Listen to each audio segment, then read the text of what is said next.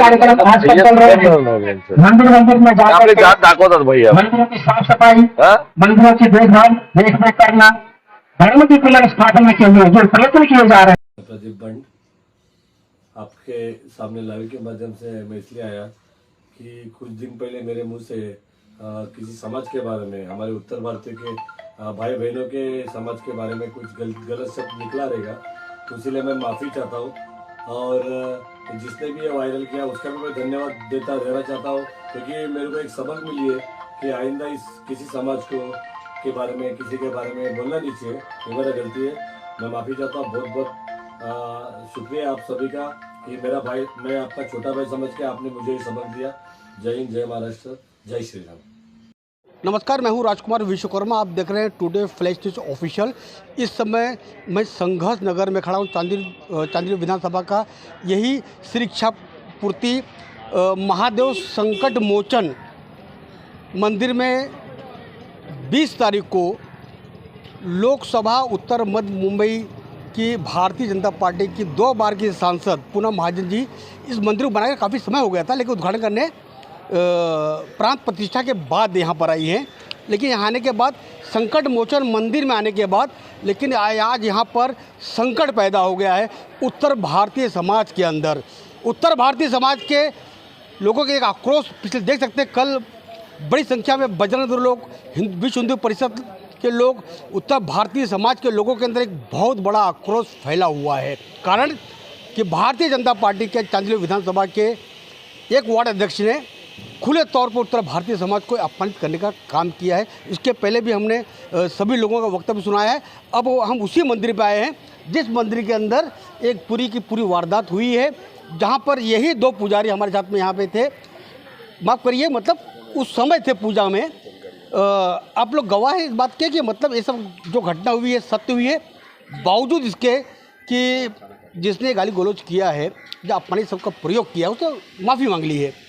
उससे आप लोग खुश हैं कि नहीं खुश? अभी भी बिल्कुल हम उनसे एकदम नाराज़ हैं, और हम इसके साक्ष्य हैं कि हमारे सामने वो वीडियो भी आया है, उन्होंने लाइव आया था। हमारा अपराध केवल इतना ही था कि हमारे दरवाजे पर वो अतिथि स्वरूप आए थे, तो अतिथि का हमने सत्कार किया। हमारे मंदिर के ट्रस्टियों द्वारा हमको सूचना मिला कि पंडित जी, हमारे लोक नेता आ रहे हैं, हमारे जनप्रतिनिधि आ रहे हैं, उनका सम्मान करना चाहिए, पूजन करना चाहिए।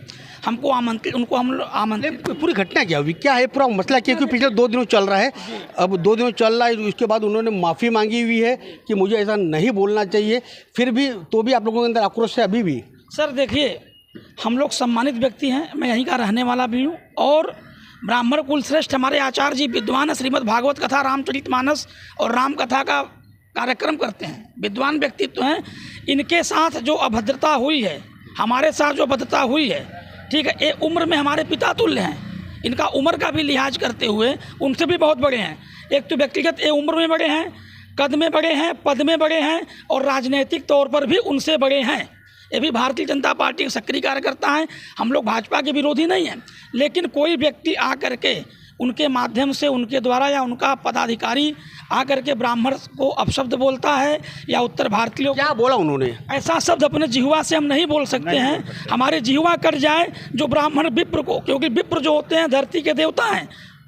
महिषुर का भगवान रामचंद्र जी जब रावण को मार कर आते हैं तो लोग पूछते हैं कि आपने कैसे मारा, तो मानस में रामचंद्र जी ने लिखा बोला है कि गुरु वशिष्ठ कुल पूज्य हमारे, इन्हीं कृपा धनुजरन मारे। सारा श्रेय राक्षसों को मारने के बाद भगवान राम जो क्षत्रिय थे, उन्होंने सारा श्रेय दे दिया अपने गुरु वशिष्ठ जी को, जो ब्राह्मण थे, कि इनकी कृपा से हमने राक्षसों को मारा।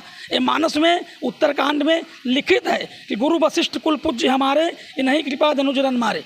तो जिसको भगवान राम अपने ऊपर सर्वोपरि मानते हैं, जिसको देवी देवता भी, क्योंकि मंत्र जो होते हैं वो देवताओं को बुलाया जाता है और मंत्रोच्चार ब्राह्मण करता है, तो देवता मंत्र के अधीन होते हैं और मंत्र ब्राह्मण के अधीन होता है। तो कहीं ना कहीं ब्राह्मण का अपमान हुआ है, माफ़ी उन्होंने बेशक मांगा है, लेकिन ऐसी बात नहीं। इनका अपराध क्या था, हमारा अपराध क्या था कि उन्होंने ऐसा अपशब्द कहा। आचार्य जी, शास्त्रों में ऐसा भी उल्लेख है कि कोई इंसान अगर गलती करता है, माफ़ी मांग लेता, माफ़ कर देना चाहिए। तो आचार्य जी, क्या आप माफ़ करने ये को समझते नहीं उस व्यक्ति को? सुनिए, गलती की माफ़ी होती है। नहीं, गलती अज्ञानी व्यक्ति हो तो उसको माफ़ किया जा सकता, बिल्कुल मूर्ख व्यक्ति हो उसको माफ़ किया जा सकता है। आप कुछ ना कुछ पढ़े लिखे तो हैं, तब तो किसी पद पे हैं भाजपा में, आपको कैसे माफ़ कर दिया जाए? आपको माफ़ नहीं किया जा सकता, किसी कीमत में नहीं किया जा सकता। मैं उस व्यक्ति से केवल ये जानना चाहता हूँ कि पूनम ताई आई थी तो उनका विधिवत स्वागत सत्कार करने के बाद में मंत्रोच्चार के साथ में पूनम ताई से भगवान की पूजा करवाई गई मेरे द्वारा, और ये हमारे सहायक पंडित जी थे, इनके द्वारा कराई गई। इसमें हम लोगों ने कौन सा अपराध किया? बदले में हमको गाली मिली, ये क्यों? इसका कारण वो व्यक्ति आके बता दे यहाँ पे। आचार्य जी, गुस्सा आपका शांत कैसे होगा? किस तरह आप माफ़ करेंगे? क्या आपके मन में गुस्सा तो उबल रहा है, साफ तौर पर अपने चेहरे में देखा जा रहा है? बिल्कुल, गुस्सा तो इतनी है कि सामने मिल जाए तो मैं कुछ भी कर सकता हूँ, ज़रूरत पड़ने पे मैं आत्मदाह भी कर सकता हूँ। मैं इतने गुस्से में हूँ, इतने रोष में हूँ। मेरे साथ मैं दूसरे ब्राह्मण के साथ में पूरे समाज, उत्तर भारतीय लोगों का अपमान ये बर्दाश्त होने लायक नहीं है। क्या चाहते हैं, किस तरह मतलब आप माफ़ करेंगे? क्या चाहते हैं आप? उनसे हम सम्मान की अपेक्षा नहीं करते, लेकिन हमारा अपमान भी न करें हो। मैं नहीं बोलता हूँ कि आके मेरा पैर पड़े, पंडित जी मिले रास्ते में मिले, तो हमारा सम्मान बिल्कुल आप मत करो, हम आपके सम्मान के। आपका सम्मान तो सारे हिंदू धर्म में सारे लोग करते हैं। आप ब्राह्मण हैं, आचार्य हैं, आपका सम्मान तो समाज करता है। आचार्य जी, किस तरह माफ़ करें? मैं चाहता हूँ आपको गुस्सा ठंड हो। हाँ, तो हम इस बात में माफ़ कर सकते हैं कि सबसे पहले उसको पार्टी से निष्कासित कर दिया जाए। आगे भगवान के पैर छूले, हमारे छूने की जरूरत नहीं, क्योंकि उसने हम लोगों के लायक इस लायक नहीं समझा है। देख सकते हैं यहाँ पर पूरा का पूरा यहाँ पर विश्व हिंदू परिषद बजरंग दल और पूरे के पूरे उत्तर भारतीय समाज के एकदम दिग्गजबाज यहाँ पर लोग खड़े हैं। कल ही के दिन आप गए थे, जिस व्यक्ति ने इसके खिलाफ मतलब अनाथ शनाथ उत्तर भारतीय ब्राह्मण के खिलाफ, उत्तर भारतीय समाज के खिलाफ स्टेटमेंट दिया था, आप सभी लोग बड़ी संख्या में गए थे। रोहन ठाकुर जी वहाँ पे आप भी थे शायद, सब लोग गए थे। क्या मतलब, जैसे कि ब्राह्मण लोग तो मांगने को तैयार नहीं है, जब तक उनको पार्टी से निकाला नहीं जाए और जब तक यहाँ के माफ़ी नहीं मांगे, तो अब आप लोगों के मन में क्या, किस तरह का सवाल चल रहा है? महाशय, मैं ये कहना चाहूँगा कि हम लोगों की गलती क्या थी, क्या वजह थी ये वर्डिंग करने का, उनको किस वजह से उन्होंने ऐसा बोला, क्या समझते हैं वो? नहीं देखिए, अगर उन्होंने बोला है, कहीं उनको लगा कि सोशल मीडिया का ज़माना है, उनका चेहरा फेस नहीं हुआ, लेकिन उनको आवाज़ रिकॉर्ड हो गई है, उनको लगा कोई देख नहीं रहा है, लेकिन तीसरी आंख हर जगह तैयार रहती है, तो भी क्या लगता है अब माफ़ करने योग्य व्यक्ति नहीं है? मैं तो नहीं बता सकता कि किस वजह से उन्होंने बोला, लेकिन हम लोगों ने क्या वजह पैदा किया था कि जो उनको ये वर्डिंग करना पड़ा उनको यहाँ पे। और इस वर्डिंग को लेके हम सभी भाई नाखुश हैं और हम चाहते हैं कि उनको पद से निरस्त किया जाए और हमारे मंदिर पे आवें, हमारे प्रभु के दरबार में आके हमारे जो गुरुजी लोग हैं इनसे माफ़ी मांगे, बस मैटर ख़त्म हो जाएगा। देख सकते हैं कि कहीं ना कहीं लोगों में प्रश्न यहाँ पर है, सभी लोगों से बात करना बड़ा असंभव हो जाएगा। रोहन ठाकुर जी, आपके पास आता हूँ मैं, आपके बताइए, आप भी यही चाहते हैं कि पार्टी निकाल दिया जाए, आके माफ़ी मांगे पहले, फिर बाद में पार्टी निकाल दिया जाए? बिल्कुल। कहने का मतलब कैसा है कि यहाँ के लोग जो भी अभी एक पद पे हैं बीजेपी के, और हमेशा ये लोग कहते हैं कि हम सब भाई भाई, हिंदुत्व एक परिवार है। इनकी भावना इतनी घृणा है, इनके मन में इतना पाप है कि उत्तर भारतीय ऐसे होते हैं वैसे होते हैं, और उन्हीं के साथ में रहना, उन्हीं के साथ में घूमना, उन्हीं के साथ खाना। काशी भी जाते हैं लोग, दर्शन करते, गमछा बांध के घूमते, मतलब एक दिखावा है, ये पाखंड रचने वाली बात है ना। मन में इतनी घृणा लेके आप बोलते कि ये मेरा भाई है, तो इस तरह की चीज़ें बिल्कुल बर्दाश्त नहीं होगी। और दूसरी बात, क्षमा मांगना है, इस दरबार में आगे, इस मंदिर पर आगे, इस पंडित जी लोग से माफ़ी मांगना चाहिए। और दूसरी बात, उनको पार्टी से जो भी एक्शन उनके खिलाफ जरूर होना चाहिए और जल्द से जल्द होना चाहिए। देख सकते हैं कांग्रेस के एक उत्तर भारतीय नेता ने साफ तौर पे उन्होंने कहा है कि बार बार दम भरती है भारतीय जनता पार्टी के उत्तर भारतीय वोटर्स हमारे साथ हैं। अब उत्तर भारतीयों को फैसला करना है कि जिस तरह उत्तर भारतीयों को यहाँ पर तिरस्कार किया गया, अपमानित किया गया है, उन्होंने जो गेंद है डाल दी उत्तर भारतीय समाज के अंदर। रोहन ठाकुर जी,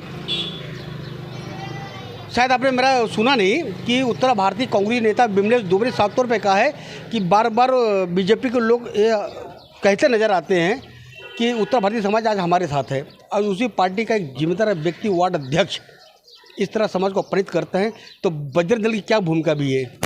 बजरंग दल की भूमिका है कि हमें बार बार यही समझाया जाता है कि एक हम परिवार हैं।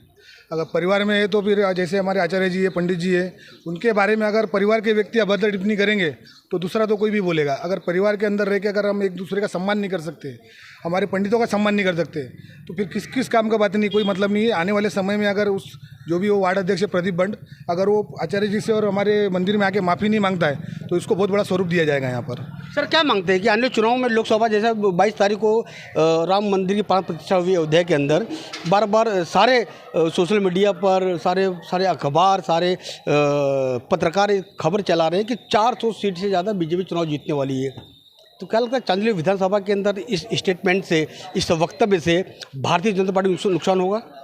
सर जहाँ तक मेरा मानना है, हम ब्राह्मण जाति से आते हैं और हम किसी को भी वोट दे वो कभी ये नहीं मानता, ये तो बोलता है ब्राह्मण तो बीजेपी पार्टी ब्राह्मण की है, बीजेपी पार्टी तो ब्राह्मण की है, और हमको इस तरह से अपमानित किया जाता है। हम करें तो करें क्या? तो हमको बहुत बड़ा इस चीज़ से कष्ट है। हमारे ब्राह्मण भाई को, हमारे जाति पर, हमारे उत्तर भारतीयों को इस तरह से जो बोला गया बहुत घृणित है। हम उसका निषेध करते हैं और हम चाहते हैं पार्टी के जो वरिष्ठ पदाधिकारी लोग हैं इनके ऊपर जल्दी से जल्दी कार्रवाई करें और हमारे गुरुजी से आके हमारे भगवान के दरबार में उनसे माफ़ी मांगे।